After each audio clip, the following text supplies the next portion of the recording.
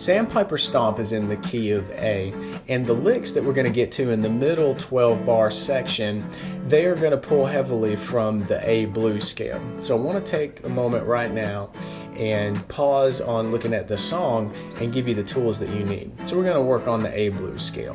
We're going to look at the one string approach up the 5th string, and then also the open position here. So let's get started with the one string approach. So the scale pattern hasn't changed. We still need the root, and then a whole plus half step, and then a whole step, and then a half step, and then a whole plus half, and then a whole. That doesn't change. That pattern is set for all blues scales. A, B, C, whatever. Those are always going to be set intervals. So what we need to do is apply that to A. So we're going to start out with our root, and we're going to use the 5th string. It's a great example, and that's an open A. And then we're going to move up a whole and a half step, so that's here on the 3rd fret. Then we're going to move up a whole step on the 5th fret, then a half step 6th fret, half step to the 7th fret, and then a whole plus half, 1.5 steps to the 10th fret, and then finally a whole step to the 12th, and that's an octave, the A. So here's what we have without me talking.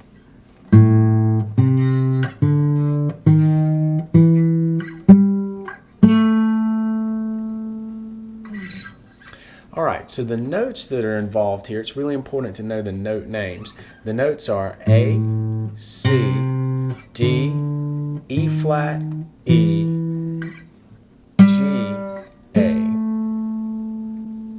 Alright, so practice using the practice guide that I've created with the A blues scale.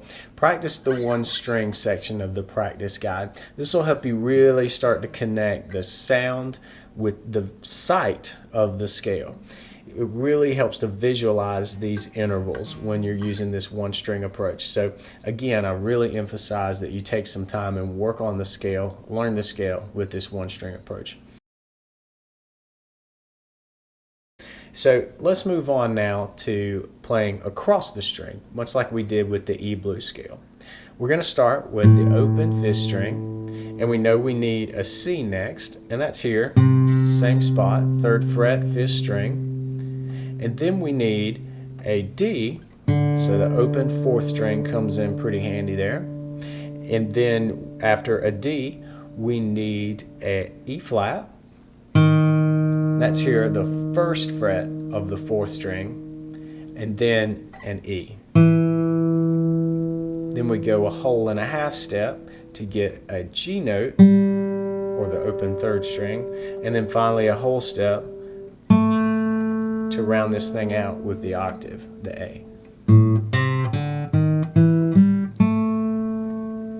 Alright, now we can continue up the strings similar to the way we did with the E blues scale. We're going to start here where we landed, which is on the 2nd fret of the 3rd string for the A note, that's the root. Then we're going to hit the 1st fret, 2nd string. Then we're going to hit the, and that's the C note. So A, C, D, and that's up on the 3rd fret, 2nd string. And then the 4th fret, 2nd string, that's the E flat. Then the E we can hit with the open 1st string. And then from E we're going to need a G. And then finally we can finish off with the A here on the 5th fret.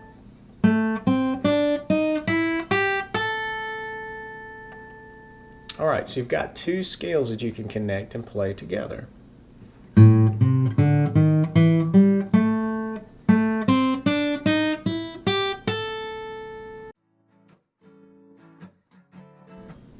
This brings me to a point about how you practice your scales. You already know that I really like connecting the visualization of intervals with the actual musical notes by working in the one string, and that's certainly something that you should work into your scale practice. But also when you're working across the frets, I think it's really important to play from root to root.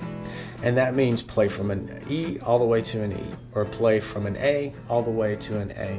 When we get caught up in these box patterns, there's a tendency for us to not start out on the root. And I think we lose something. We lose the musical connection, or our ear's connection to the scale when we do that. I'm a huge advocate of practicing the scale from root to root. It's what I do, and it really helps me get inside the sound of the scale and the function of each note within the scale. So even though there are some notes that are lower that are in the scale, notice that I didn't necessarily use them when we connected those two patterns.